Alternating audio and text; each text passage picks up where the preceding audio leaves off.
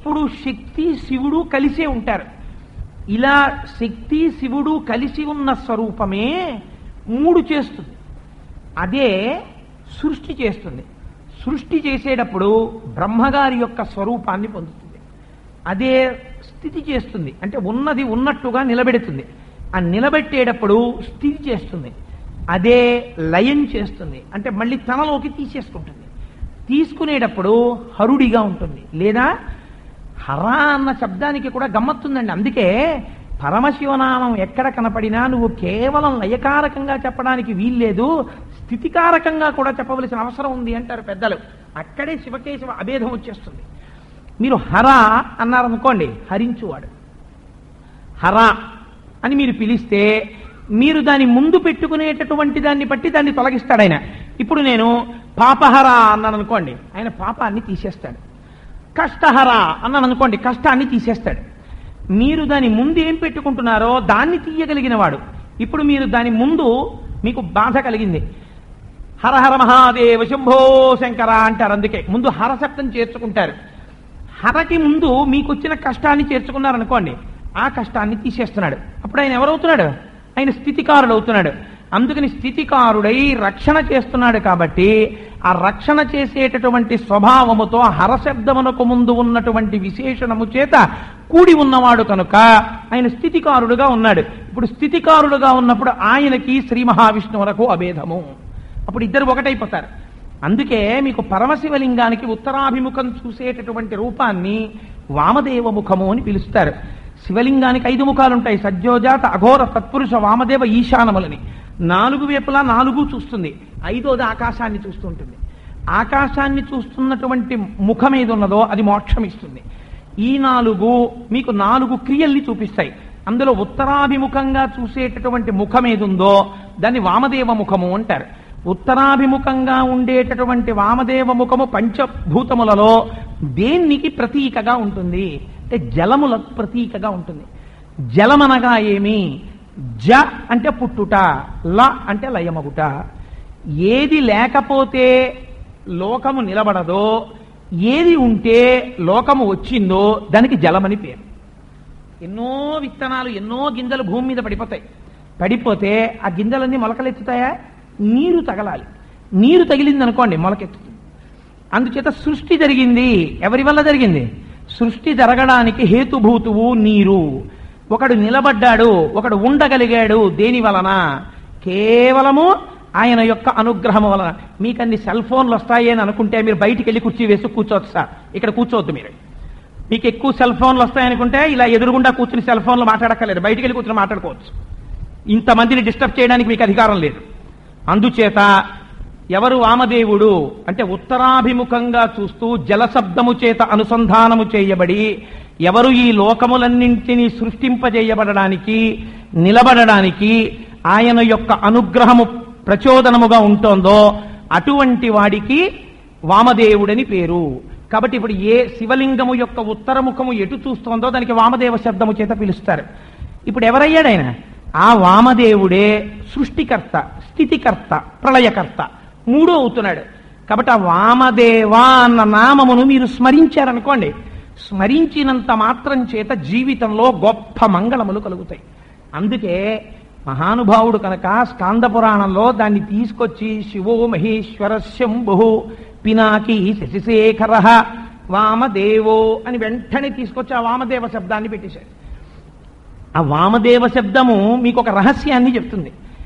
ఆయనలోనే సృష్టికర్త ఉన్నాడు, ఆయనలోనే స్థితికర్త ఉన్నాడు, ఆయనలోనే ప్రళయకర్త ఉన్నాడు. 3 ఆయన యందే ఉండడము చేత ఆయనే పరబ్రహ్మము. పరబ్రహ్మం అనేటటువంటి వాడు సర్వస్వతంత్రుడు. ఆయన చేసిన నియమమునకు మిగిలిన వారు లొంగుతారు తప్ప ఆయనని లొంగదీయగలిగినటువంటి నియమాలు ప్రపంచంలో ఉండవు. అందుకే ఈ రహస్యాన్ని అయోధ్యకాండలో రామచంద్రమూర్తి చెప్తారు.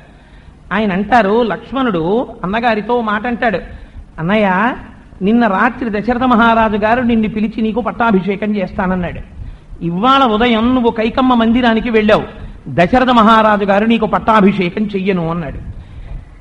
ఏ కారణం చేత నీకు పట్టాభిషేకం చేయనన్నాడు? నీ ఎందున్న పాపం ఏమిటి? ఏ దోషము లేనటువంటి నిన్ను పెద్ద కొడుకు అయినా కూడా అభిషేకము చెయ్యనన్నాడు కనుక నువ్వు అనుమతి గురోరప్యబలిప్తస్య కార్యాకార్యమజానత ఉత్పదం ప్రతిపన్నస్య కార్యం భవతి శాసనం అంటాడు అయోధ్యకాండలో. నువ్వు అను నా కోదండము నుంచి వినిర్ముక్తమయ్యేటటువంటి బాణ పరంపర చేత ఈ కోసల రాజ్యమును శాసిస్తాను, దశరథ మహారాజు గారిని ఖైదు చేస్తాను, ఖైదు చేసి నీకు ఇదే ముహూర్తానికి పట్టాభిషేకం చేస్తానన్నాడు. అప్పుడు చెప్పాడు రాముడు పరబ్రహ్మతత్వం అంటే ఏమిటో. అసంకల్పితమేవేహ యదకస్మాత్ ప్రవర్తతే నివర్త్యారంభమారబ్ధం అనుదైవస్య కర్మతత్ అన్నాడు.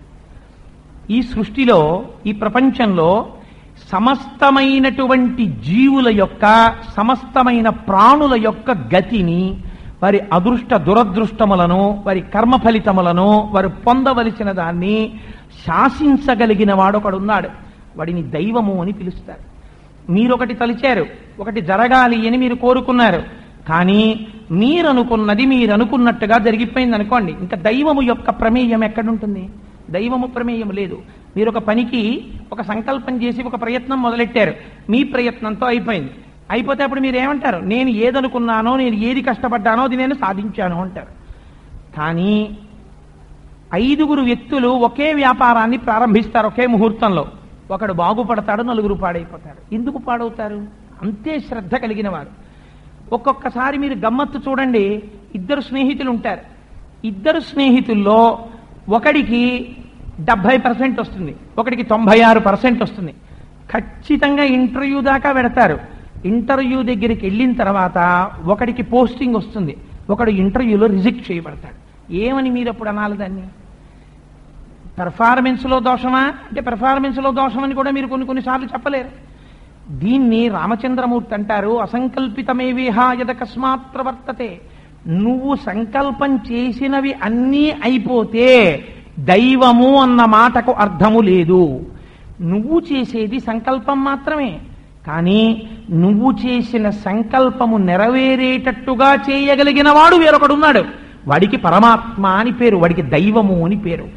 ఆ దైవము నువ్వు ఒక సంకల్పం చేస్తే అది జరగకుండా కూడా చేస్తాడు. ఆ జరగకుండా చేసిన వాడిని చొక్కా పట్టుకుందామని నువ్వు ప్రయత్నం చేస్తే వాడి కంటికి దొరకడు, వాడితో నువ్వు యుద్ధం చేయలేవు. వాడు నీ హృదయ గుహలో ఉండి నీకు కర్మ ఫలితములను ఇస్తున్నాడు. నువ్వు ఎలా పట్టుకుంటావు? వాడితో ఎలా యుద్ధం చేస్తావు? అందుకని పరబ్రహ్మము విషయములో నీకు స్వతంత్రత లేదు. నువ్వేం చేయగలవో తెలుసా? అనుదైవస్య కర్మతత్. నీకు కష్టం వచ్చినప్పుడు కూడా భగవంతుడి పాదముల నుంచి విస్మృతి కలగకుండా చూసుకో. ఈ మాట చెప్తే విన్నది ఎవరో తెలుసా అండి? లక్ష్మణుడు విన్నాడో లేడో, సీతమ్మ వింది మాట. నిజంగా అరణ్యవాసం చెయ్యడానికి కావలసినంత ధైర్యము, ఆత్మసంపద మా ఆయన దగ్గర ఉన్నాయనుకుంది. ఎన్ని పరీక్షలో వచ్చాయి, నిలబెట్టుకున్నాడు రాముడు. పెద్ద పరీక్ష వచ్చింది, సీతమ్మ అపహరణం జరిగింది. ఇప్పుడు కూడా అలాగే ఉన్నాడా? ఇప్పుడు దైవం మీద తిరగబడుతున్నాడా? ఇన్ని కష్టాలు వచ్చాయి, ఓర్చుకున్నాను, మా ఆవిడ్ని రాక్షసుడు ఎత్తుకుపోవడమా అని ఇప్పుడు దేవుడు లేడు అంటున్నాడేమో అని హనుమ రాగానే ఆవిడ ఏమడిగిందో తెలుసా అండి? హనుమ, నేను ఒక ప్రశ్న అడుగుతాను.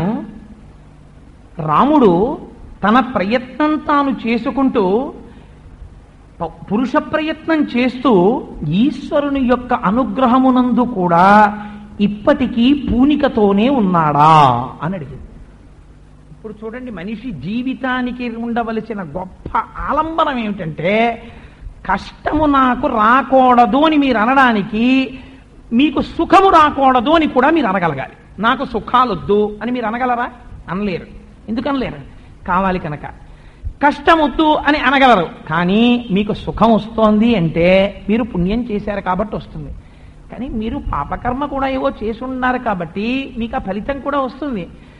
అది మీరు యాక్సెప్టబిలిటీ అంటారు, దాన్ని ఆమోదించడం మానేసి ఇచ్చిన వాడి మీద తిరగబడితే ఇంకొంత పాపం మూట కట్టుకున్నారు తప్ప మీరు సాధించింది ఏముంది? అందుకే నాకు ఇవి ప్రధానమా, వీటి వలన చెదరకూడని అది ప్రధానమా అన్న ప్రశ్న వస్తే పెద్దలందరూ ఏమడిగారో తెలుసా అండి? నాకు ఈ లోకము ఒకనాడు పొగడచ్చు, ఒకనాడు సన్మానం చెయ్యొచ్చు, ఒకనాడు గొప్పవాడనొచ్చు, కానీ ఇదే లోకము ఒకనాడు తెగడచ్చు, ఒకనాడు రాళ్లు విసరచ్చు, ఒకనాడు పేర్లు పెట్టచ్చు.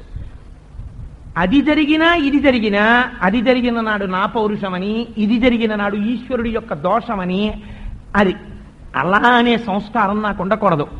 లోకుల్నంగని మెచ్చని అలుగని లోలోన నిందించని చీకాకున్ పడని మహాత్ముడనని జలొగ్గని మూకీభావమునం తిట్టని త్రోయని నీ కారుణ్యము కలిగి ఉండెనను అంతే చాలును శంకర. ఇంకేం అక్కర్లేదు స్వామి. ఎప్పుడు నీ కారుణ్యం ఉండాలి. నీ కారుణ్యం ఉండాలంటే ఏం చేయాలి? నేను నీ పాదములు పట్టుకుని ఉండాలి. అందుకు నా భక్తి పోకుండా చూడు.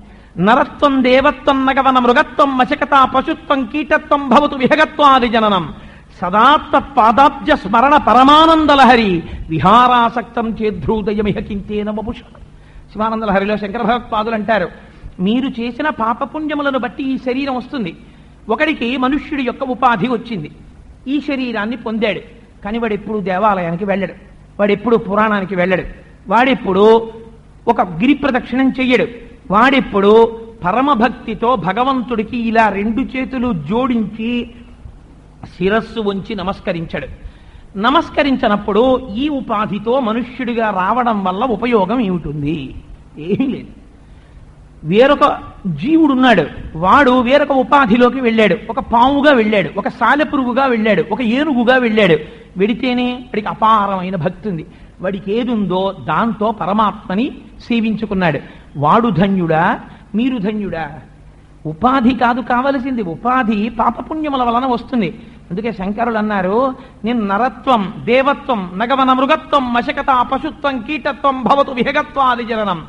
నేను పక్షినైపోని, పశువునైపోని, కొండనైపోని, చెట్టునైపోని, మనిషినైపోని, ఎవరైపోని నాకేం బెంగలేదు.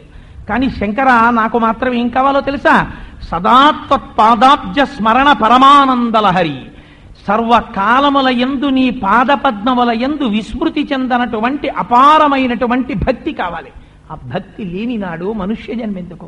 నేను మళ్ళీ వచ్చే జన్మలో మనిషిగా పుడతానో పుట్టనో, మనిషిగా పుడతానో పుట్టనో అనే బదులు ఈ జన్మలో మనిషిగా పుట్టి నువ్వేం చేస్తున్నావు 10 మంది ముందు?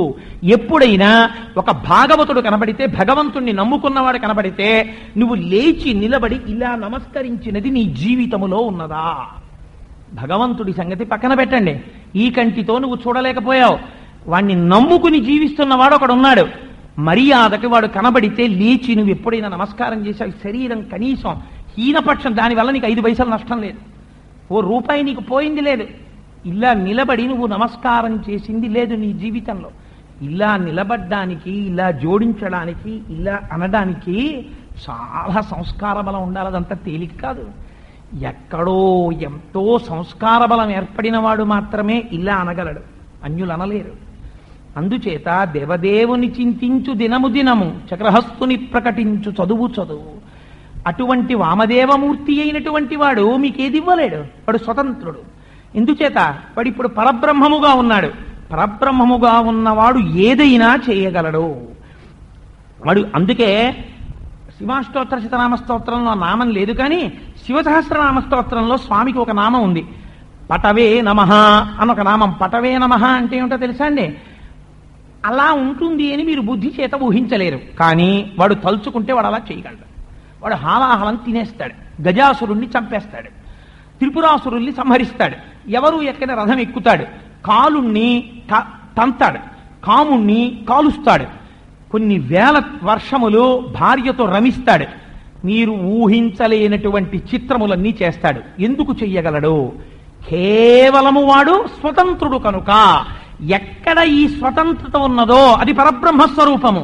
కాబట్టి ఇది ఇవ్వగలదా, ఇది చెయ్యగలదా, నీకు ఆ సంశయం ఎక్కర్లేదు.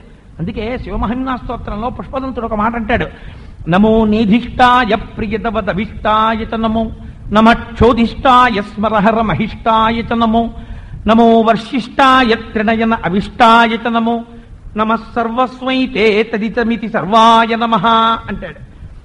ఎవడు దూరంగా ఉంటాడో వాడు భగవంతుడు, ఎవడు దగ్గరగా ఉంటాడో వాడు భగవంతుడు, ఎవడు చాలా వృద్ధుడో వాడు భగవంతుడు, ఎవడు చాలా యువకుడో వాడు భగవంతుడు.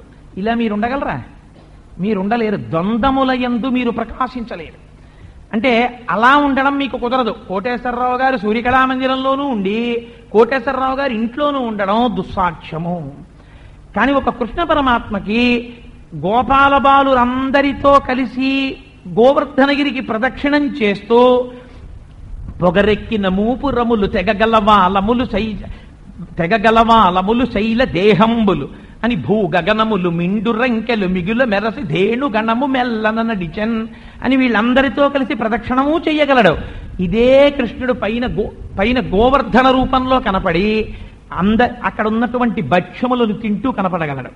ఇదే కృష్ణుడు అక్కడ ఉన్నటువంటి వాడికి నమస్కారం చేస్తూ కనపడగలడు. మీరు అలా కనపడగలరా? అలా మనకి కనపడడం కుదరదు. ఇలా ఉండగలిగినది ఎక్కడో అక్కడ పరబ్రహ్మం ఉన్నదని గుర్తుపట్టు అంటాడు పుష్పదంతుడు శివమహిమ్నా స్తోత్రంలో. అందుచేత ఇప్పుడు వామదేవ నామం మీకేం ప్రతిపాదిస్తోంది? వాడు సర్వస్వతంత్రుడు. వాడు ఇది ఇవ్వగలడా, ఇది ఇవ్వలేడా, ఇది చెయ్యగలడా, ఇది చెయ్యలేడా ఆలోచించకు. నువ్వేం చేస్తావు? ఒక నమస్కారం పెట్టు. వాడికి అన్నీ తెలుసు, వాడు స్వతంత్రుడు. నీకు తెలియదు. వాడు ఏకకాలమునందు సమస్తమును తెలుసుకోగలిగిన వాడు. వాడు భూత భవిష్యత్ వర్తమాన కాలములు తెలుసున్నవాడు.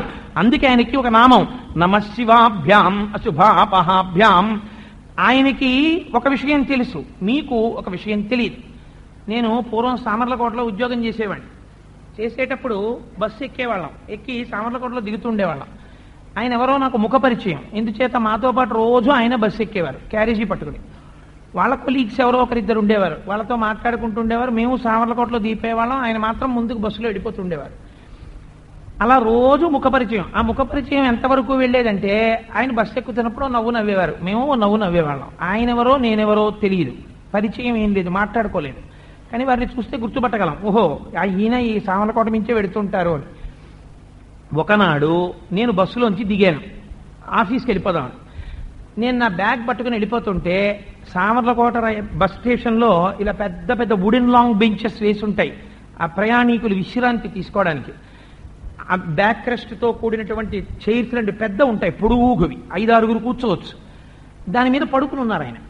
పడుకుని ఉంటే నేను తెల్లబోయాను. చక్కగా నీట్గా చాకలి తెచ్చినటువంటి ప్యాంటు షర్టు చక్కగా ఉన్నారు. తలకాయ దూకుని పౌడర్ రాసుకుని క్యారేజీ బ్యాగ్ కింద పెట్టుంది, అలా పడుకుని ఉన్నారు. అదేమిటి ఇక్కడ పడుకున్నారేంటి? సామర్లకోటలో దిగరు కదా ఎప్పుడును, ఇక్కడ దిగి పడుకున్నారేమిటి అని నేను అక్కడ పోర్టర్ ఉంటే పిలిచి ఈయన ఇక్కడ పడుకున్నారేమిటి అన్నాను. ఈయన బస్సులో చచ్చిపోయి ఉన్నారండి, దింపేశాం సామర్లకోటలో అన్నాడు. ఏ బస్సులో అన్నాను. మీకు ముందు వచ్చిన బస్సులో కండక్టర్ దగ్గరికి వెళ్ళి చూసేటప్పటికి ఈయన చనిపోయి ఉన్నారండి, సీట్లోనూ కదలిక లేదు. కండక్టర్కి అనుమానం వచ్చి చూసేటప్పటికి చనిపోయారు. ఈయన ఎవరో మీకు తెలుసా అండి? ఎవరైనా తెలుసున్న వాళ్ళు వస్తారేమో అని చూస్తున్నా అన్నాను. తాను మధ్యాహ్నం తింటాను అనుకుని తినడానికి కావలసిన భోజనాన్ని క్యారేజీలో పెట్టుకున్నాడు. అది తలకట్టున కింద ఉన్నది. మనకేం తెలుసు? మనకి ఎప్పుడు ఏం జరుగుతోందో మనకి తెలియదు. వాడికి తెలుసు వామదేవమూర్తికి ఎవడికి ఏం జరగబోతోందో. అందుకునిచ్చాడు వ్యాసుడు. పని లేకో చేత కాకో ఇచ్చిన నామాలు కావు అవి. పరమ పవిత్రమై అమృత బిందు స్వరూపములైన నామాలు. ఒకసారి లేవగానే శివో మహేశ్వరస్యంబహో పినాకీ శశిశేఖర వామదేవో విరూపాక్ష కపర్దీ నీలలోహిత శంకరశూలపాణిశ్చ ఖట్వాంగీ విష్ణువల్లభ అనుకుంటూ మీరు వెడుతున్నారనుకోండి, నిజంగాంత ప్రమాదకరమైనటువంటి పరిస్థితే వచ్చేసింది అనుకోండి. ఒక్కొక్క నాడప్పుడు మనం నామం కూడా చెప్పలేము. అందుకే కదా అయ్యప్ప స్వామి గుడి వాళ్ళు ముందుకొచ్చి మేము పూజ చేసి విభూతిస్తాం, అప్పుడు పేషెంట్లకి కావాలంటే మీరు హాస్పిటల్లో విభూతి పెట్టుకోండి అని ముందుకొచ్చారు మా గోపాలకృష్ణ గారు, పాలక మండలి వాళ్ళు. అలా మిగిలిన దేవాలయాలు కూడా ముందుకొస్తే నేను చాలా సంతోషిస్తాను. సరే, అందుచేత వామదేవ మీరు ఒకసారి తలుచుకున్నారనుకోండి, ఆయన ఏం చేస్తాడు? నమ శివాభ్యాం అశుభాపహాభ్యాం. ఆయనకి తెలుసు వచ్చేస్తున్నటువంటి ప్రమాదం ఏమిటో. అరే రే, వీడు లోపల నా నామం చెప్పుకుంటూ వెడుతున్నాడు, నామమునకు నామికి తేడా లేదు. వీడు నా నామం చెప్తున్నాడు, వీడు పలికాడు, వీడిని ఎలా పడగొట్టడం? నేను వీడిని పడగొట్టకూడదు. ఈ సభలో జరిగిందండి. అమ్మవారు సర్వోపత్ర నివారిణి అన్న నామం గురించి నేను ఇక్కడ వ్యాఖ్యానం చేస్తుంటే నా కొలీగ్ ఇవాళ ఆయన సభలో ఉన్నారో లేదో నాకు తెలియదు. మనస్సు దిగులు చెందుతూ ఎందుకో తెలియకుండా ఆందోళన పడుతూ నేను సభలో ఉన్నాను. కోటేశ్వరారు ఇంటి దగ్గర నా భార్యకి ఒంట్లో బావులేక సెడేషన్ పిల్ వేసుకుని ఇంట్లోకి ఎవరైనా వస్తారని తలుపులన్నీ వేసేసి కిటికీలు వేసేసి గ్యాస్ స్టవ్ మీద సిమ్లోని ఏదో పదార్థం పెట్టినటువంటి తల్లి మరిచిపోయి పడుకుని నిద్రైపోయారు ఆ సెడేషన్కి. గాలి వేసి సిమ్ ఇక్కడే ఉన్నారు రాజుగారు, ఒకసారి లేచి నిలబడండి, నేను అబద్ధం చెప్పలేదని వాళ్ళకి తెలుస్తుంది. ఆ సిమ్లో ఉన్న స్టవ్ ఆరిపోయింది. ఆరిపోయి ఇల్లంతా గ్యాస్తో నిండిపోయింది. ఆవిడ అలాగే నిద్రపోతున్నారు. ఇప్పుడు ఈ క్షణంలో ఆవిడ పొరపాటున నిద్దట్లో వేసి లైట్ వేసిన ఇల్లు కూడా పేలిపోతుంది.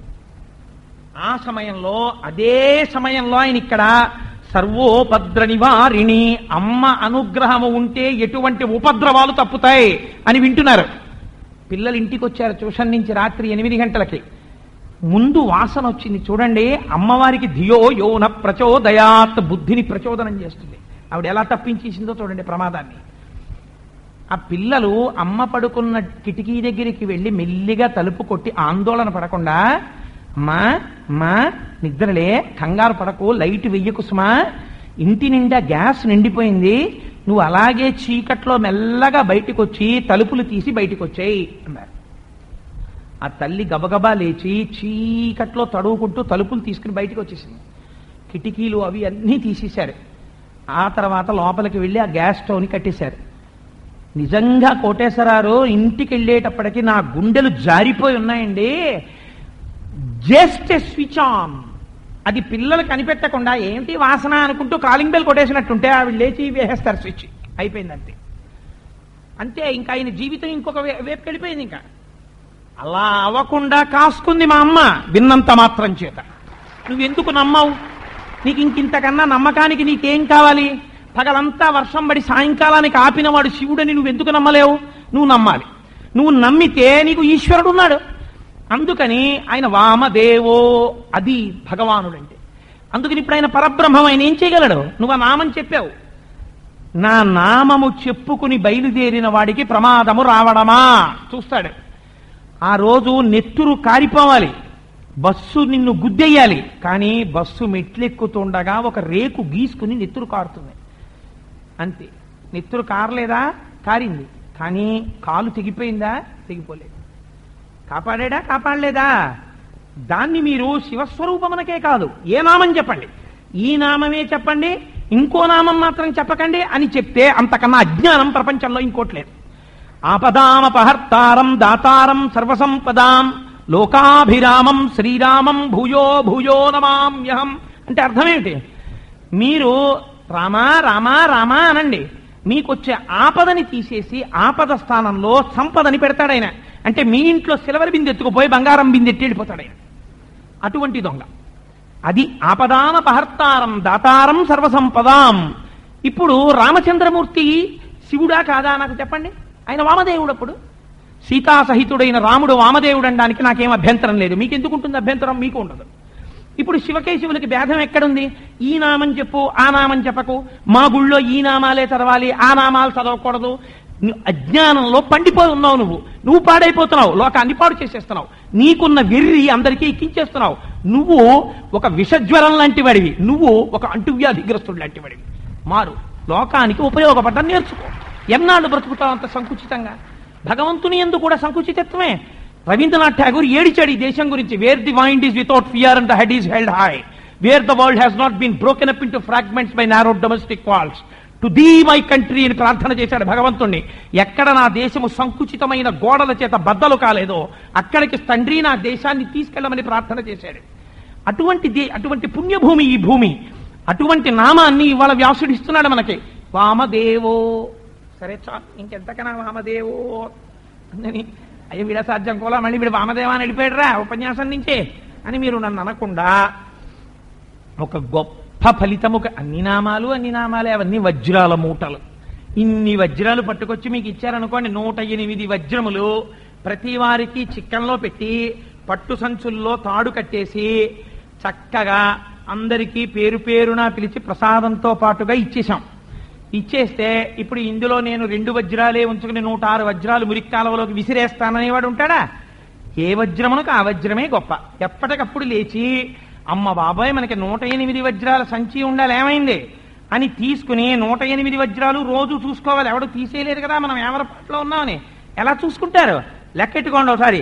శివో మహేశ్వర శంభో పినాకీ శ్రీశేఖర వామదేవో విరూపాక్ష కపర్దీ నీలలోహిత తారక పరమేశ్వర ఉన్నాయి నా వజ్రాలన్నీ. మూట కట్టి మళ్ళీ పెట్టుకోండి చాలు, మీరు సంతోషంగా ఉంటారు. వజ్రములు ఉన్న చేత మీరు ఎలా ఆనందమో, శివాష్టోత్తరము ఉండి మీరంతే ధన్యులు. సరే, అందుకని వామదేవో.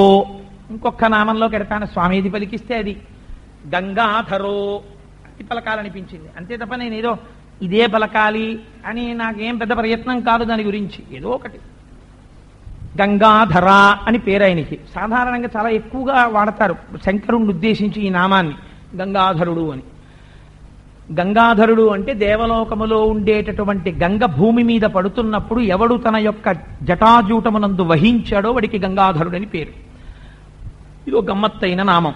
ఎందుచేత అసలు రావలసి వచ్చింది అంటే, రామాయణాంతర్గతంగా సగర చక్రవర్తికి కలిగినటువంటి 60,000 మంది కుమారులు కపిల మహర్షికి కలిగినటువంటి ఉద్ధతి చేత భస్మమైపోయారు. అదో గమ్మత్తు. కపిల మహర్షి యుద్ధం చేయలేదు అసలు. తస్య హుంబారమాజ్యాత, ఆయనకు కోపం వచ్చిందంతే. ఒక్కసారి హుంకారం చేశారు అంతే. ఇన్ని 60,000 మంది సగరులు కూడా బూడిదైపోయారు. బూడిదైపోతే పాపం ఆ సగర చక్రవర్తి యొక్క మనవడు ఉన్నాడు అంశుమంతుడు, ఆయన వచ్చి చూశాడు ఈ బూడిద కుప్పల్ని. ఎవరిది ఈ బూడిద కుప్పలు అని అడిగాడు. మీ తండ్రులు వీరా నాయనా, 60,000 మంది మీ పెదతండ్రులు బూడిదైపోయారు కపిల మహర్షి యొక్క ఆగ్రహానికి అన్నారు. అయ్యో పాపం, మా తండ్రులు ఎప్పుడు చచ్చిపోయారో వీళ్ళకి జలక్రియ చెయ్యాలి, జలతర్పణం ఇవ్వాలి, అందుకుని నీళ్లు పట్టుకొచ్చి తర్పణలు ఇస్తాను అని ఏడుస్తూ గబగబా నీళ్ల కోసం అని వెళ్ళాడు. వెడితే గరుత్మంతుడు కనబడ్డాడు. కనపడ ఆయన అన్నాడు, సామాన్యమైనటువంటి జలముల చేత తర్పణలు ఇవ్వడానికి కుదరదు, అందుకని నువ్వు అలా తర్పణ ఇవ్వకూడదు వీళ్ళకి.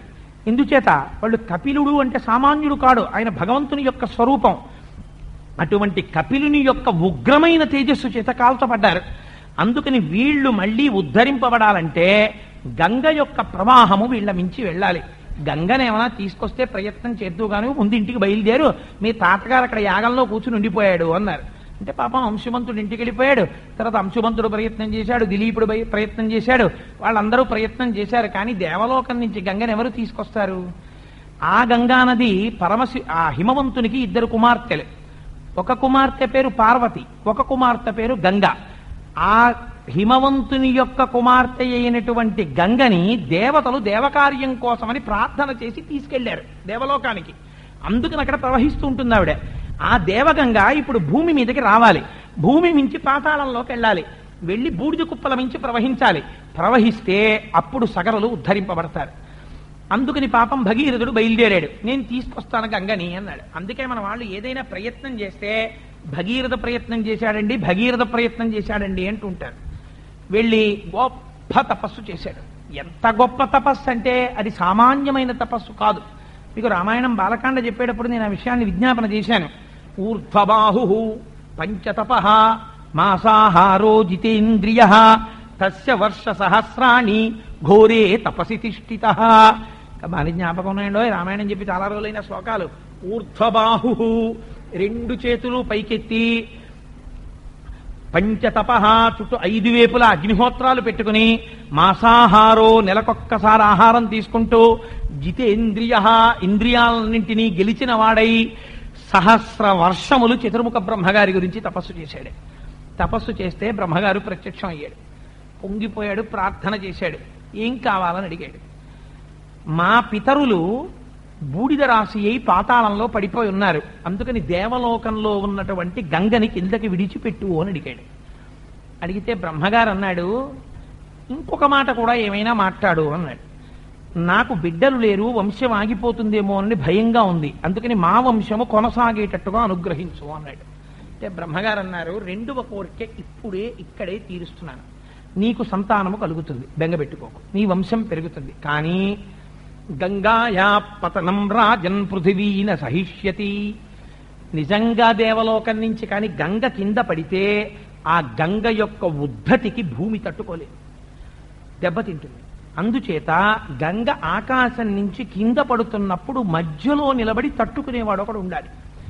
అది కేవలం శూలిన, ఎవడు చేతిలో త్రిశూలమును పట్టుకున్నాడో, అసలు ఆ త్రిశూలం అదో గొప్ప నామం. సరే, ఇప్పుడు అందులోకి వెళ్దాం. అందుకని ఆ త్రిశూలం పట్టుకున్నవాడున్నాడే శంకరుడు, వాణ్ణి ప్రార్థించవయా. వాడు కాని వచ్చాడా, వాడు కాని పట్టుకుంటానన్నాడా, దేవగంగని విడిచిపెడతాం, లేకపోతే దేవగంగ భూమి మీద పడదు, చాలా కష్టం, భూమి పట్టుకోలేదు అన్నారు. అంటే పాపం ఇంత ప్రయత్నం చేసిన వాడు మళ్ళీ శంకరుడి కోసం తపస్సు మొదలుపెట్టాడు. మళ్ళీ ఘోరమైన తపస్సు చేశాడు. శంకరుడు ప్రత్యక్షమయ్యాడు. ఈసారి అసలు భగీరథుడు అడగలేదు. ప్రీతస్తేహం నరశ్రేష్టా కరిష్యామి తమాప్రియం శిరసాధారయిష్యామి శైలరాజసుతాంయహం అన్నాడు. రాజా, నువ్వు ఎందుకు తపస్సు చేశావో నాకు తెలుసు. ఆకాశంలోంచి గంగ కింద పడినప్పుడు భరించగలిగిన వాడు ఉండాలని తపస్సు చేస్తున్నావు. నేను తప్పకుండా నీకోసం ఆ గంగని భరిస్తాను, అందుకని నేను మధ్యలో ఉండి పట్టుకుంటాను అన్నాడు. మీరు గమ్మత్తు చూడండి, ఇది దయాళువు అంటే, పరబ్రహ్మము అంటే ఇది. అది ఎవడు ఊహించలేని పని. కోటేశ్వరారు, మీరంటే మాకు చాలా విశేషమైనటువంటి ప్రీతి కలిగింది, 10 రోజులు ఉపన్యాసాలు చెప్పారు, కాబట్టి రేపు మీరు ఒక్కసారి మా ఇంటికి వస్తే వీధిలో కుర్చీ వేసి కూర్చోపెట్టి మేము ఫస్ట్ ఫ్లోర్ బాల్కనీలోంచో బకెట్టు నీళ్లు మీ తల మీద పోస్తాం అన్నారు అనుకోండి, నేను వస్తానే. ఒక్కనాటికి మీ సందులో కూడా రాను. అలా ఎవడైనా ఒప్పుకుంటాడా ప్రపంచంలో? మా స్వామి ఒప్పుకున్నాడు. శక్తి ఉండడం, సులభుడయ్యి ఉండడం. నేను పట్టుకుంటానా నీళ్ళన్నీ పైనుంచి పడిపోతుంటే నేను వచ్చి బుర్ర పెట్టి నా తల మీద పట్టుకుంటానన్నాడు. పరమ సంతోషించాడు. అయితే రమ్మన్నాడు. ఆ బిందు సరోవరం దగ్గరికి తీసుకొచ్చారు. తీసుకొచ్చి అక్కడ 2 కాళ్ళు జాపి 2 చేతులు ఇలా పెట్టుకుని నిలబడ్డాడు. అలా 2 చేతులు నడుం మీద పెట్టుకున్నటువంటి పోస్చర్లు భగవంతుడివి 2 ఉంటాయి. ఒకటి గంగావతరణం జరుగుతున్నప్పుడు వహించడానికి శంకరుడు నించుంటాడు ఇలాగా. 2, ఏమయ్యా పుండలీకుడా, నీ కోసం వచ్చానయ్యా, బయటికి రా, నీకోసారి దర్శనమిస్తానన్నాడు పరమాత్మ శ్రీ మహావిష్ణువు. అంటే మా అమ్మగారికి నాన్నగారికి కాళ్ళు పడుతున్నానయ్యా, నిలబడి ఏమి ఆలోచిస్తున్నప్పుడు తెలియకుండానే 2 చేతులు ఇలా నడుము మీద పెట్టుకుంటాం. అటుగా రోడ్డు మీద వెళ్ళిపోతున్నవాడు మెషారా చేతులు దింపండి అని ఇలా తోస్తాడు, అప్పుడు దిగుతాయి. అందుకని పాండురంగడి ఇలా నిలబడి ఉంటాడు. మళ్ళీ శంకరుడు ఇలా నిలబడి ఉంటాడు. ఇప్పుడు గంగావతరణం జరుగుతున్నప్పుడు అలా నిలబడ్డాడు ఆయన. నిలబడితే నిజంగా గంగ కింద పడుతోంది. కింద పడుతున్న గంగను కుందిట చూసి, ఎంత విర్రివాడురా, ఓ తలకాయ ఒకటి పెడతాడా అడ్డంగా తీసుకొచ్చి, నేను మొసళ్లతో అనేకమైనటువంటి జలచరములతో ఆ పైనుంచి అంత పొంగుతో వచ్చి పడిపోతే ఆ తలకాయ ఏమైపోతుంది? సాకథం చిన్మహీంకంతుం న శక్నోత్యస్తమాత్జిత నైవ నిర్గమనం లేబే జటామండలమోహిత అంటారు వాల్మీకి మహర్షి. ఇంత అహంకరించి గంగ పడుతోందట కిందకి. శంకరుడికి తెలియదండి ఎవరి మనస్సులో ఏముంటుందో, ఏకకాలమునందు తెలుసుకోగలిగిన వాడు ఆయన అనుకున్నట్ట, ఇంత అహంకారమా నీకు, చూడు నీ సంగతి ఏం చేస్తానో అన్నాడు. పెద్ద జటామండలాన్ని పెంచాడు. ఆ పైనుంచి పడిపోతోంది మొసళ్లతో, ఎండ్రకాయలతో, తాబేళ్లతో, పాములతో, రంగతుంగ తరంగ సంఘములతో, రంజిల్లు ఘోషంబుతో, బంగారంబగు పొంగుతో, నురగతో, పువ్వాట తుంపర్లతో, భంగులు తల్పుతూ జంఘలించుతల భోభాగము నుండి జారన్ గంగమ్మను దాల్చితే శిరమునన్ రంజిల్లుతుం శంకర అంటారు. ఆ పైనుంచి పడిపోయింది గంగ. పడిపోతే ఎటువంటి శబ్దంట, చెవులు చిల్లులు పడిపోతాయనుకున్నారు, అంత పెద్ద శబ్దం. గగనా శంకర స్థిత ధరణిమాశ్రిత వ్యసర్పత జలం తత్ర తీవ్ర శబ్ద పురస్కృతం. జలపాతం పడితేనే అంత శబ్దం వస్తుంది, దేవగంగ పడిపోతుంటే ఎంత చప్పుడు, అంత చప్పుడు. ఆ శంకరుడి తల మీద పడిలా పైకి లేస్తోంది. ఆయన పెద్ద జటాజూటం పెంచాడు. గంగాళంలో పంపు పడినట్టు అందులో పడుతోంది. కొన్ని నెలలు తిరిగింది ఆ జటాజూటంలో, చుక్క కింద పడలేదు. ఆయన అలాగే నించున్నాడు, ఆవిడ పడుతూనే ఉంది. అయ్య బాబోయ్, ఇదేం మనిషిరోయ్, ఏదో అనుకున్నాను, అమ్మ బాబోయ్ స్వామి అంటే ఏమిటో నాకు ఇప్పుడు తెలిసింది అనుకుంది. ఇప్పుడు అమ్మా మీ ఉద్ధతి బాగుంది, ఆయన కోపం బాగుంది, ఇలా నేను ఎన్నాళ్ళు నించోను, చుక్క నీళ్లు కింద పడవు, పంపు దగ్గర బిందెట్టుకున్న వాళ్ళలా ఉంది నా పరిస్థితి అని ఆయన మళ్ళీ శంకరుడి పాదాలు ఎట్టుకున్నాడు. స్వామి వదిలేవయ్యా, అలా పట్టేశావేమిటి జటాజూటంలో అంటే, భగీరథ వదిలిపెట్టేస్తున్నాను, ఆవిడికి అహంకారం తగ్గిందన్నాడు. అని ఒక్కసారి వదిలేడు. వదిలేటప్పటికీ ఆ గంగ ఆయన శరీరంలో ఉన్న సమస్త అవయవములను తాకుతూ కిందకొచ్చింది. గంగకున్న గొప్ప అదృష్టం అదేనండి. ఎవరు ముట్టుకుంటారండి మా స్వామిని?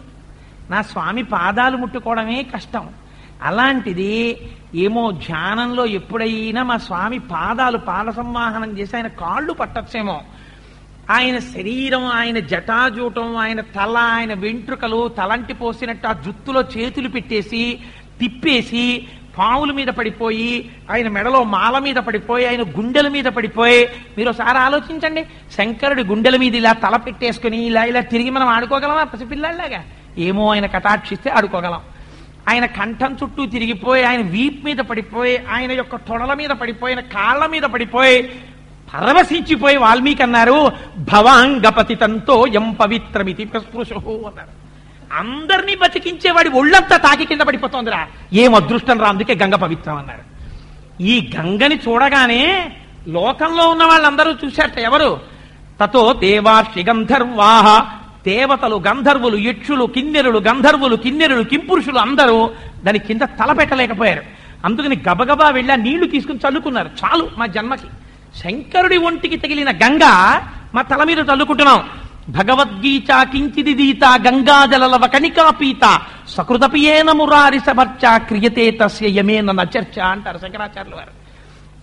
ఆ కాశీ గంగ దగ్గరికి వెళ్ళి, ఏ గంగ అయినా సరే ఆ గంగ దగ్గరికి వెళ్ళి, ఆహాహా ఇదే కదా మా స్వామి ఒళ్ళంతా తడుపుకుని వచ్చిన గంగ అన్న భావనతో మీరు ఒక్క పిసరు, ఒక చుక్క చేతిలో వేసుకుని ఇలా నోట్లో పోసుకుని మింగారనుకోండి, క్రియతే తస్య యమేన నచర్చ, వాడికి యముడికి చర్చ లేదన్నారు.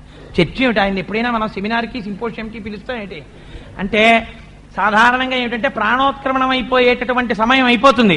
అయిపోయిన తర్వాత రా రా అంటాడు ఆయన. అమ్మో నేను రానంటాడు వీడు. ఆఖరికి అన్ని లాగేస్తాడు, ధ్యానం ఉండిపోతుంది. కపవాత పైత్యముల్ కప్పగా శ్రమ చేత కంపముద్భవ మంది కష్టపడుచు నారాయణాయంచు నా జింహతో నిన్ను పిలుతునో శ్రమ చేత పిలువలేను నాటికిప్పుడే నీనామస్మరణ చేతు చెవిడిడవయ్య భూషణ వికాస శ్రీధర్మపుర నివాస దుష్ట సంహార నరసింహ దురిత దూర. అందుకని స్వామి ఆ ప్రాణోత్క్రమణం అయిపోతున్నప్పుడు కపవాత పైత్యములు కప్పేస్తుంటే నేనప్పుడున్న ఈ నామం చెప్పగలనో చెప్పలేనో, ఇప్పుడే తనివి తీరా చెప్పుకుంటాను ఓపికన్నప్పుడు. ఒక్కసారి చెవి పెట్టి విని, వీడు ఎప్పుడో ఒకసారి చెప్పాడు స్మా అని గుర్తుపెట్టుకోయే. ఎంత ఔదార్యం అండి మా అమ్మది. అలా ఎవరైనా శ్రీశైలం వచ్చారా అని అడుగుతారట శరీరాలు పడిపోయాక. అడిగితే దొంగ సాక్ష్యం చెప్పేవాళ్ళు నేను వెళ్ళానండి శ్రీశైలం అనేస్తారేమోనని, నిజంగా వెళ్ళిన వాడు పాపం గబగబా చెప్పుకోలేక ఏమోనండి జ్ఞాపకం లేదు, అదేదో ఊరు వెళ్ళాం కానీ అది శ్రీశైలమో కాదో నాకు తెలియదు స్వామి అని కంగారు పడిపోతాడు. ఒక్కొక్కడు ఆఫీసర్ గారిని చూసేటప్పటికి చాలా కష్టపడి పనిచేసేవాడు, తీరా ఆఫీసర్ గారు వచ్చి అదేదయ్యా అంటే అక్కడే ఉండదు, కనపడదు. ఆయనేమో నానా విసుక్కుని వెళ్ళిపోతాడు. ఆ తర్వాత ఆయన గురించి తెలుసున్న వాళ్ళు బాధపడతారు, ఈ పాపం చాలా కష్టపడి పనిచేసే మనిషిరా. ఆఫీసరో అన్న శబ్దం వినగానే మహాభూతో మహానిధి అని భయపడిపోతాడు. ఈ నోట మాట్లాడు, చేతులు కొనుక్కు, అనవసరంగా నిందింపబడ్డాడు రా అని బాధపడతారు. అలా నిజంగా శ్రీశైలం వెళ్ళిన వాడు కూడా అక్కడ తీసుకుంటుంటే లిస్టు, వెళ్ళావా శ్రీశైలం అన్నారు అనుకోండి, అమ్మ గుర్తు లేదని శ్రీశైలం వెళ్ళానో శ్రీకాళహస్తి వెళ్ళానో అంటాడేమోనని అమ్మవారు ఎంత దయంటే అక్కడ గణపతిని కాపలా పెట్టింది. అందుకని అప్పుడు చెప్పగలవో చెప్పలేవో, ఇప్పుడోసారి ఆటో దిగి లోపలికి వెళ్ళి స్వామి చతుస్సాగర పర్యంతం గో బ్రాహ్మణేభ్య శుభం భౌతాత్రే సాత్నానసా సావాస్యాత్రయా ఋషేయ ప్రవరాన్వితాత్రే గోత్ర అపస్తంభ సూత్ర యజుశాఖాధ్యాయి కోటేశ్వర శర్మ అహంభోభివాదయే అని నమస్కారం చేసేస్తే లిస్టులో రాసేసుకుంటాడు చాగంటి కోటేశ్వరరావు అని. సాక్షి గణపతి కన్న తల్లి విసద్గుణావతి శాంభవి మోక్షమొసగెడు కనక దుర్గవు మూల కారణ శక్తివి. అప్పుడు ఆయన వచ్చి సాక్షి వీడు వచ్చాడు, నా పుస్తకంలో ఉంది వీడి పేరు. అందుకని అంత ఔదార్యం మా స్వామిది. భవాంగపతితంతో యం పవిత్రమితి వస్పృశు, ఆ గంగని చల్లుకున్నారు. అందుకని ఎవరైతే ఆ గంగ నీటి బిందువుని లోపలికి పుచ్చుకుంటున్నాడో వాడికి క్రియతే తస్య యమేన నచర్చ, వాడికి ఎముడితో చర్చ లేదు. ఎందుకని ఆ గంగ ఇలా నోట్లోకి పుచ్చుకోగానే ఆ భావనతో శివజ్ఞానము కలుగుతుంది. ఆ శివానుగ్రహం కలిగిందా, అందుకే దానికి గంగా అని పేరు. గంగా అంటే దట్ విచ్ ఫ్లోస్, ప్రవహిస్తుంది. కాబట్టి గంగ ప్రవహించడంలో ఏం చేస్తుంది? ఈశ్వరానుగ్రహమును పొంది మీ పాపములను దహిస్తుంది, పాపము లేకుండా చేస్తుంది. పాపము లేకుండా చెయ్యగానే అజ్ఞానం పోతుంది, అజ్ఞానం పోగానే జ్ఞానము కలుగుతుంది. జ్ఞానము కలిగితే శివుడు తెలుస్తాడు, ఆ శివుడు నేనేనని తెలుస్తుంది. ఆ జ్ఞానము చేత ప్రారబ్ధమును అనుభవించి శరీరమును విడిచిపెడతాడు. అందుకే గంగ ప్రవహించినట్టే ఎవరెవరు భగవంతుణ్ణి అనుభవించారో అటువంటి మహాపురుషులు ఆ అనుభవించినటువంటి అనుభవము తమ వరకు ఆగిపోకూడదని, అది ఇంకా ఇతరులకు అందాలని ఒక వ్యాసుడు, ఒక శంకరుడు, ఇటువంటి వాళ్ళందరూ ఆ గంగ ఒడ్డునే కూర్చుంటారు. హరిద్వార్లు, ఋషికేశుల్లో కూర్చుని మన కోసమని వారి అనుభవాలతో పరమ పవిత్రమైన నామాల్ని, పరమ పవిత్రమైన వాంగ్మయాన్ని మనకి అందించారు. మీరు ఇవాళ శివాష్టోత్తరం వింటున్నారు అంటే వ్యాసుడి యొక్క కంఠమును వీరు వింటున్నట్టే. వ్యాస భగవానుడే కదా స్కంద పురాణాంతర్గతంగా అందించింది. అందుచేత మీకు గంగా అని స్మరించేటప్పటికే పొంగిపోతారప్ప. ఏమి గంగరా మా అమ్మ, ఎన్ని పాపములను తీసేయగలిగిన తల్లి, మీరు ఏం చెయ్యాలి? ఏమీ అక్కర్లేదు. వెళ్ళి ఒక్క 3 మునకలు ఆ గంగలో వేస్తే చాలు, స్వామి అనుగ్రహించేస్తాడు. ఒక్క రహస్యం చెప్తారు పెద్దలు. అందుకే గంగానదిలోకి వెళ్ళి ముక్కు మూసుకుని 3 మునకలు వేసి నీటి లోపల ఉండగా 11 మాటలు హరా హరా హరా హరా హరా అని ఎవడు చెప్తున్నాడో అటువంటి వాడికి ఖచ్చితంగా ఈ జన్మలో కాకపోయినా వచ్చే జన్మలోనైనా పరమశివుడే గురువై వాడిని జ్ఞానం వైపుకి నడిపించేస్తాడు. ఏమో వేరొక రమణ మహర్షి కలగచ్చు, రమణులకి పొందలా అదృష్టం. ఆ గంగలోకి దిగి హరా అనేటప్పటికీ దేన్నైనా హరించగలిగిన వాడి శరీరమును తాకి నేను ఈ పద్ధతిని పొందాను. వీడెవరో నా కడుపులో దూరి స్మరిస్తున్నాడని ఉత్తరక్షణమునందా కటాక్షం ఇచ్చేస్తుంది తల్లి. అటువంటి గంగని ఇచ్చినవాడు మా స్వామి. ఆ గంగని ధరించాడు కనుక గంగాధరుడయ్యాడు. అంటే బాహ్యమునందు అందరినీ పావనము చేయగలిగినది గంగ అయితే, గంగకి పావన శక్తినిచ్చినవాడు శంకరుడు. ఆయన నామమే అంత గొప్పది. ఆంతరమునందు ఆయన నోటి నుండి వచ్చే మాట, ఆయన యొక్క మౌనము, ఆయన యొక్క ముద్ర, ఆయన యొక్క ఆభరణములు, ఆయన యొక్క స్వరూపము మీకు జ్ఞానము వైపుకి నడిపిస్తుంది. అందుకే సూక్ష్మంగా తేల్చేస్తాను. చేతిలో మృగం పట్టుకుంటాడు, మృగము చెంచలము, మీ మనస్సుని ఆయన ఆపగలడు, మీరు ఆపలేరు. అలాగే ఆయన పులి చెవులు తరుస్తాడు. పులి క్రౌర్యమైన వేటకి ప్రసిద్ధి, భయంకరంగా వేటాడుతుంది అంటారు పులి. అందుకే పులి పంజా గురించి వ్యాఖ్యానంలో చిత్రమైన వ్యాఖ్యానం చేశారు. నేను ఆశ్చర్యపోయాను. సరే, ఆ పంజా ఎత్తి పులి కొడితే ఇన్ని ఎల్బీస్ అని ఏదో లెక్క చెప్పారు, అంత దెబ్బ తగులుతుంది. గమ్మత్తు ఏమిటంటే అది దున్నపోతు కానివ్వండి, పంజా పెట్టి కొట్టాక నోట ఖర్చుకుని కాళ్ళతో తన్నుకుంటూ పట్టుకుపోతుంటది. ఎలా? ఇంకా ప్రాణం ఉన్న దాన్ని పట్టుకుపోతుంది. అంత క్రౌర్యం పులికి. తనకి ఆకలి ఉన్నా లేకపోయినా తరుగుతూ ఉంటుంది. అదొక క్రౌర్య లక్షణం పులికి. సింహం అలా చేయదు, సింహానికి అలవాటు లేదు. అది దానికున్న అలవాటు ఏమిటంటే అది ముందుకు నడుస్తుంటుంది. ఎంత తాను మృగరాజునైనా ఒక్కసారి వెనక్కి తిరిగి చూసుకుంటుంటుంది. అందుకే సింహావలోకనం అంటారు. ఏమో నమ్మకూడదు, ఎందుకైనా మంచిదని వెనక్కి తిరిగి చూస్తుంది. అందుకని సింహశబ్దం సింహావలోకనానికే, సింహశబ్దం సింహాసనానికే. సింహం అంత గొప్పది జంతువైనా, కానీ పులి క్రౌర్యమునకు ప్రసిద్ధి. కోరికే క్రౌర్యమునకు తార్కాణం. నిప్పురవ్వలు వచ్చినట్టు వచ్చేస్తాయి కోరికలు, వచ్చి మిమ్మల్ని తరుగుతూ ఉంటాయి. తీర్చు తీర్చు తీర్చు అని. పరమ పవిత్రమైనటువంటి జీవన కాలమంతా కామ్యమైన కోరికలకి వెళ్ళిపోతుంది. ఆ పులిని చంపి తోలు తీసి ఒంటికి కట్టుకోగలడు ఆయన. నువ్వు ఆ కోరికలతో నువ్వు పోరాడలేవు. మంటలో నెయ్యి పోసి నువ్వు మంటనెక్కడ ఆర్పుతావు? కోరిక తీర్చి కోరికనెక్కడ నువ్వు ఉపశాంతి చేస్తావు? ఒకటి తీరిస్తే ఇంకోటి పుడుతుంది. నువ్వు శంకరుడి పాదములు పట్టుకున్నావా, ఆయన నీ కోరికలన్నింటినీ కూడా భగవంతుని యొక్క అర్చన వైపుకి మళ్ళిస్తాడు. ప్రాణేశ నీ మంజు భాషలు వినలేని కర్ణరంధ్రంబుల కలిమియేల, భువన మోహన నిన్ను పొడగానగాలేని చక్షురింద్రియముల సత్వమేల, దైత నీయధరామృతంబానగాలేని జింహకు పలరుచి సిద్ధియేల, పురుషరత్నమ నిన్ను భోగింపగాలేని తనులత వలని సౌందర్యమేల, నీరజాతనయన నీవన మాలికా గంధమబ్బలేని ఘ్రాణమేల, ధన్యచరిత నీకు దాస్యంబు చేయని జన్మమేల వేయి జన్మములకు అని మీ కోర్కెల్ని అటువైపుకి తిప్పుతాడు. ఇప్పుడు ఒక ఉత్సవం అవుతుంటే వెళ్ళి పల్లకి పట్టుకోవాలనిపిస్తుంది. ఎవరో ఏదో చెప్తుంటే వెళ్ళి కాసేపు భగవంతుడి గురించి వినాలనిపిస్తుంది. తెల్లవారుతుంటే లేచి ఒక్కసారి అసౌ యోవసర్పతి నీలగ్రీవో విలోహిత, ఆకాశంలో నీలకంఠ దర్శనం చెయ్యాలనిపిస్తుంది. సంధ్యావందనం చేసుకుందాం అనిపిస్తుంది. కాసేపు కూర్చుని ధ్యానం చేసుకుందాం అనిపిస్తుంది. కాసేపు ఎప్పుడు ఏదో ఏ వ్యాఖ్యానమో చదువుకుందాం అనిపిస్తుంది. కాసేపు భగవంతుడి గురించి స్మరిద్దాం అనిపిస్తుంది. ఏదీ లేదు, నలుగురిని పిలుచుకుని సరదాగా కూర్చుని భజన చేసుకుందాం అనిపిస్తుంది. ఒక్కొక్కడిని భగవంతుడు దిద్దడానికి ఎంత చిత్రంగా మారుస్తాడో తెలుసా అండి. నేను ఒక వ్యక్తిని చూసి ఆశ్చర్యపోయా. ఆయన ఇవాళ సభలో ఉన్నారో లేరో నాకు ఎరిక లేదు, కానీ దత్తాత్రేయ స్వామి గురుస్వామి గారని మీరందరూ బహుశా తెలిసిన వారే అని నేను అనుకుంటున్నాను. చాలా పెద్ద మనిషి, చాలా మంచివారు, మహానుభావుడు. ఎంతమంది అయ్యప్పలకో ఆయన ఇరుముడి కడుతూ ఉంటారు. ఆ గురుస్వామి ఒక విషయం చూసి నేను తెల్లబోయాను. ఒకసారి నేను ఏదో ఒక వ్యవహారం మీద వారి ఇంటికి వెళ్ళవలసి వచ్చింది. ఎందుకు వెళ్ళానంటే వాళ్ళ ఇంట్లో నన్ను ఒక రోజున భోజనానికి ఆహ్వానించారు. సరే, వారు పెద్దవారు, మనం కాదనకూడదని వెళ్ళాను.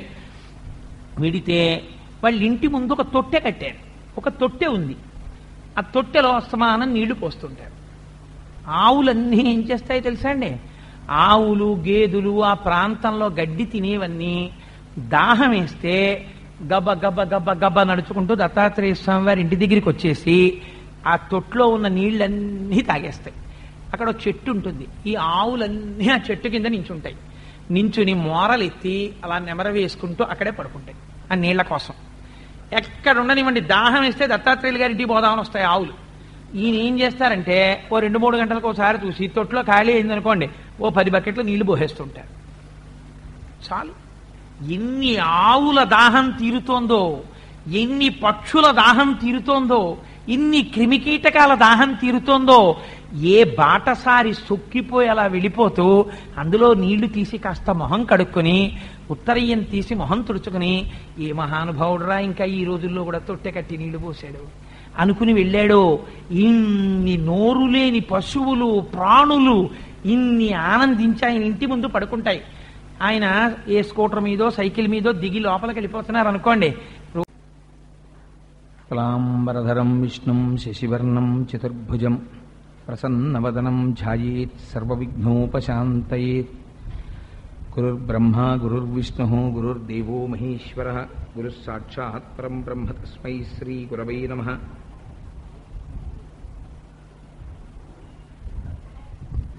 వ్యాసాయ విష్ణురూపాయ వ్యాసరూపాయ విష్ణవే నమో వై బ్రహ్మనిధయే వాసిష్ఠాయ నమో నమః. కూజంతం రామ రామేతి మధురం మధురాక్షరం ఆరుహ్య కవితాశాఖాం వందే వాల్మీకికోకిలం. శ్రుతిస్మృతిపురాణానాం ఆలయం కరుణాలయం నమామి భగవత్పాదం శంకరం లోకశంకరం. వాగర్ధావివ సంపృక్తౌ వాగర్ధప్రతిపత్తయే జగతః పితరౌ వందే పార్వతీపరమేశ్వరౌ. సూక్తిం సమగ్రేతున స్వయమేవ లక్ష్మీః శ్రీరంగరాజమహిషీ మధురైః కటాక్షైః.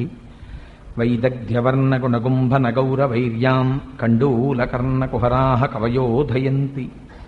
హైమోత్థపుండ్రమజహన్మకుటం సునాసం మందస్మితం మకరకుండలచారుగండం బింబాధరం బహుళదీర్ఘకృపాకటాక్షం శ్రీవేంకటేశముఖమాత్మని సన్నిధత్తాం.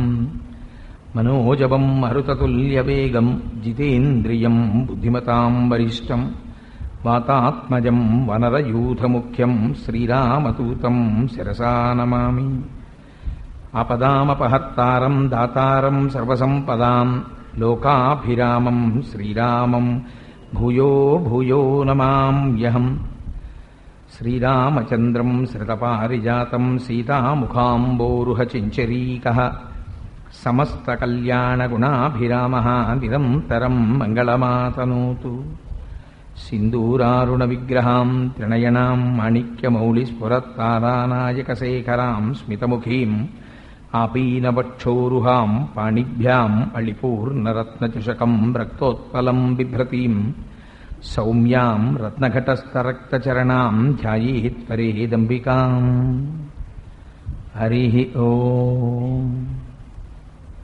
పరమేశ్వర స్వరూపమైన సభకి నమస్కారం. శివాష్టోత్తర శతనామ స్తోత్రం మొట్టమొదట నామాలని పలికిన తరువాత అప్పుడు ప్రవచనాన్ని చేసుకుందాం. ఇంచేతనంటే పరమ పవిత్రమైనటువంటి అసుర సంధ్య వేళ కనుక. ధవళవపుషమిండోర్ మండలే సన్నివిష్టం భుజగవలయహారం భస్మదిగ్ధాంగమీశం మృగయ పరశుపాణిం చారు చంద్రార్ధమౌళిం హృదయ కమల మధ్యే సంతతం చింతయామి.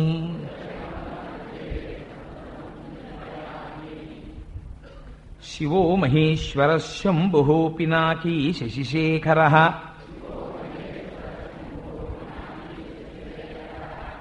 దిద్దినా కూడా పొరపాట్లు పడ్డాయి.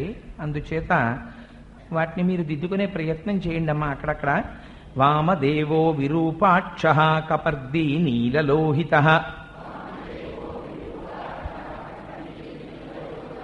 శంకరశూలపాణిశ్చ ఖట్వాంగీ విష్ణువల్లభ శపి విష్ణోంబికానాథ శ్రీకంఠో భక్తవత్సలః భవశర్వస్త్రిలోకేశ శితికంఠః శివాప్రియః ఉగ్రకపాలీ కామారీ అంధకాసురసూదనః గంగాధరో లలాటాక్ష కాలకాల కృపానిధిః భీమ పరశుహస్తాశ్చ మృగపాణిర్జటాధరః కైలాసవాసీ కవచీ కఠోరస్త్రిపురాంతకః వృషాంకో వృషభారూఢో భస్మోద్ధూళిత విగ్రహః సామప్రియః సర్వమయస్త్రయీమూర్తిరనీశ్వరః సర్వజ్ఞః పరమాత్మా చ సోమసూర్యాగ్నిలోచనః హవిర్యజ్ఞమయః సోమః పంచవక్త్రः సదాశివః విశ్వేశ్వరో వీరభద్రో గణనాథ ప్రజాపతిః హిరణ్యరేతా దుర్ధర్షో గిరిశో గిరీశో నగః భుజంగభూషణో భర్గో గిరిధన్వా గిరిప్రియః కృత్తివాసాః పురారాతిర్భగవాన్ ప్రమథాధిపః మృత్యుంజయః సూక్ష్మతనుర్జగద్వ్యాపీ జగద్గురుః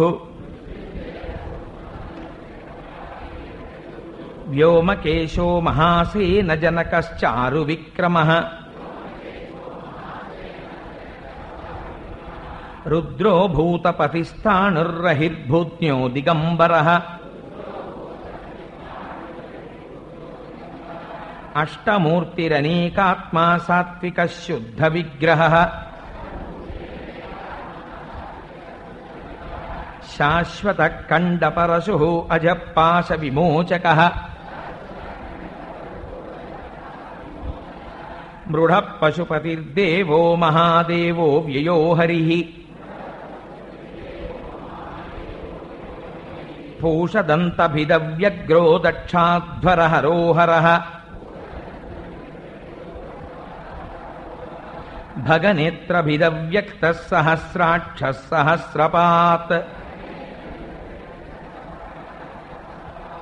అపవర్గప్రదోసంతః స్తారకః పరమేశ్వరः ఏవం శ్రీశంభుదేవస్య నామ్నామష్టోత్తరం శతం శ్రీశివాష్టోత్తరశతనామస్తోత్రం సమాప్తం.